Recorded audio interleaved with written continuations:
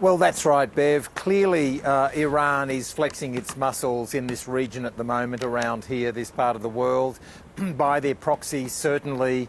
Clearly, Hezbollah to the north of Israel. Hamas is obviously being supported by Iran. The Houthis, of course, in the Red Sea, we know are trained and funded by Iran. And, of course, Iran's providing drones. That's become their big new export, as we've seen in Ukraine. Many of the drones that Russia is using, those Shahid drones, of course, are made in Iran. So it's certainly now part of their export model. But the Iranian government themselves denying it. But we've seen in the last couple of weeks Iran and/or its proxies becoming more and more aggressive. We've seen attacks into Iraq, we've seen into Pakistan, into Syria, and now this latest one into Jordan by clearly an Iranian-supported militia. So we can see that the temperature is bubbling up. This conflict is starting, obviously, is boiling over more and more. I've done a calculation now of all the different countries that are now involved one way or the other.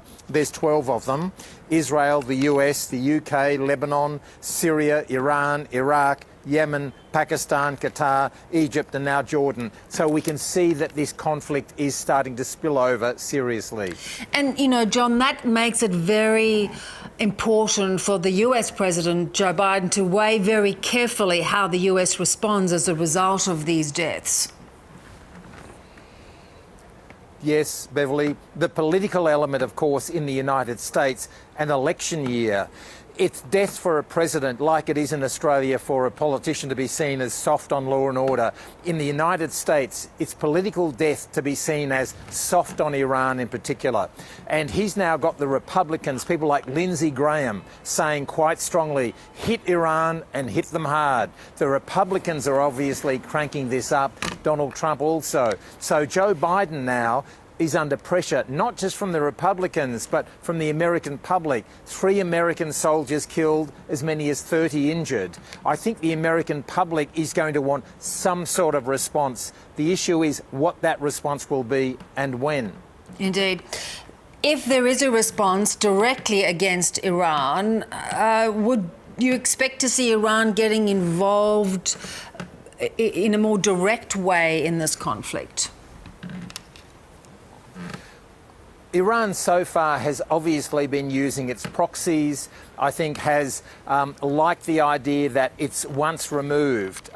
It's the long arm of Iran, if you like, those tentacles, but not the octopus itself. And I think that Iran doesn't particularly want a direct confrontation with either Israel or the US, because they would be seeing the images coming out of Gaza and they know the air power, the F-16s, and they know that Israel is backed by a lot of the American bombs and hardware.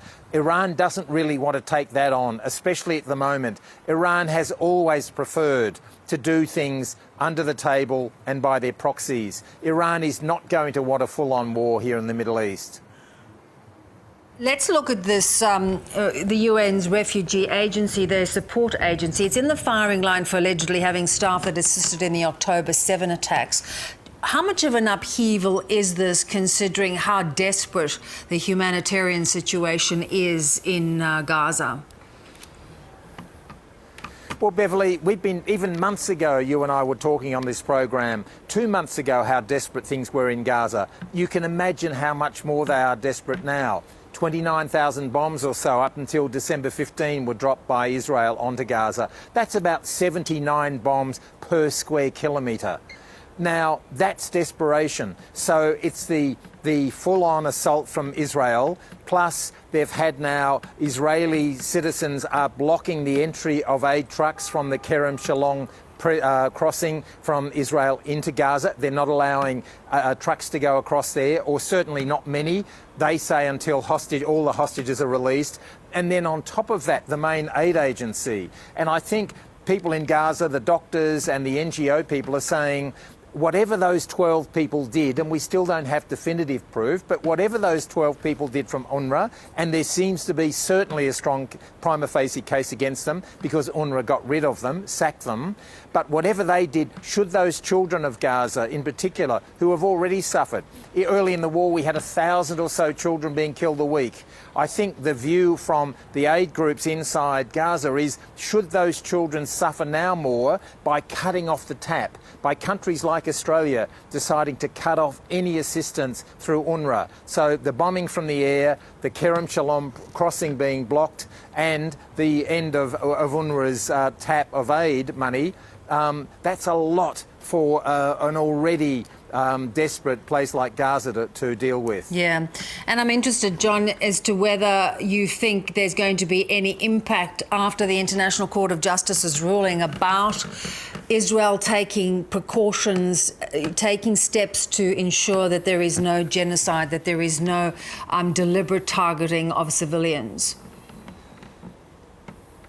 That's right. The Israeli army seems to have certainly withdrawn from some of their troops from the north of Gaza. Around Khan Yunis at the moment, it's very, very heavy fighting, so there will be civilians being killed there. But I think that the Israelis have to report back to the ICJ within a month, was the court ruling.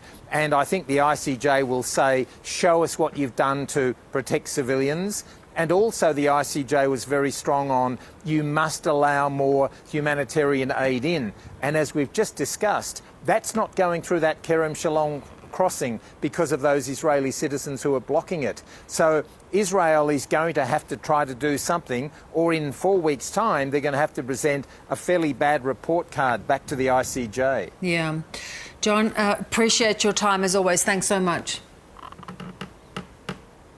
Thank you.